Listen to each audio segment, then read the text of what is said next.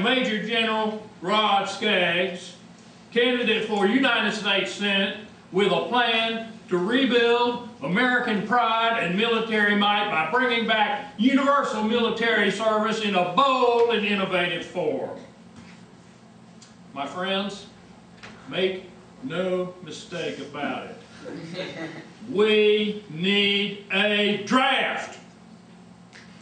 I have devised a plan that would establish a across-the-board, no deferments, military draft for all American citizens, male or female, free or incarcerated, gay or straight.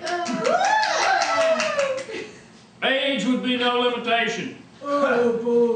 In fact, folks 75 to 100 years old would be drafted first to serve their country proudly as airborne shock troops, dropped into battle from C-130 cargo planes without parachutes. At high velocity, these draftees would plummet through roofs, smash vehicles, and obliterate anybody they fell on. The psychological effect alone would be humongously powerful. As a veteran of the Grenada conflict,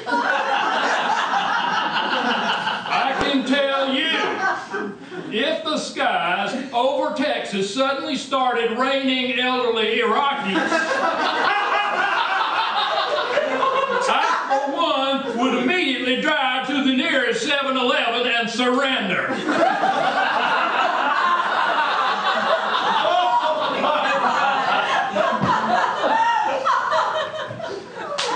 It is a well-known statistical fact, even a truism, that people in Grandma and Grandpa's demographic, as cherished as they may be, have less to lose than the 18-year-olds who ordinarily die in their wars. My plan addresses this and answers many age-old liberal objections to the use of military force in general. How many times have we heard how immoral it is for old men to send innocent youth into battle when it is them, the white-haired war makers themselves, who ought to go? Obviously, my plan is a giant step towards stuffing that one back up where it ought to go.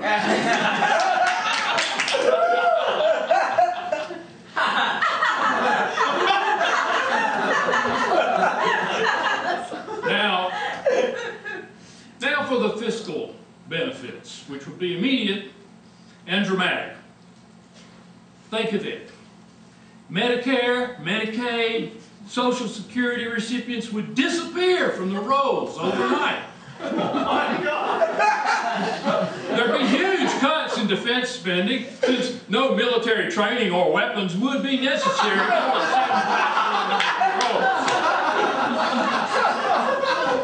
American families would no longer be strained to the breaking point, because they would all be over there.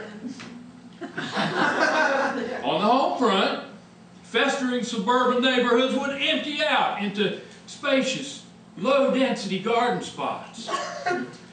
Unused administration buildings could be retrofitted into assisted living depots to send elders into conflict at a moment's notice.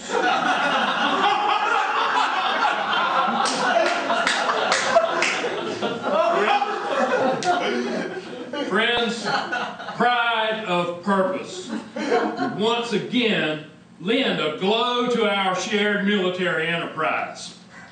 Everybody's contribution would count. Even folks in wheelchairs and iron lungs would have a vital tactical role to clear minefields.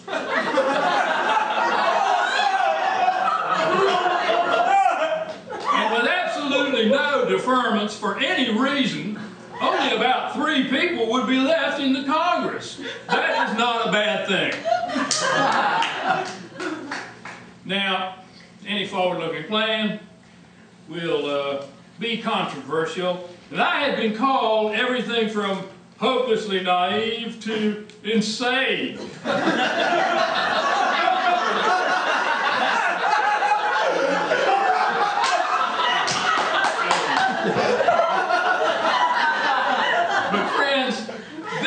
cold steel logic. And you know in your bones I am right.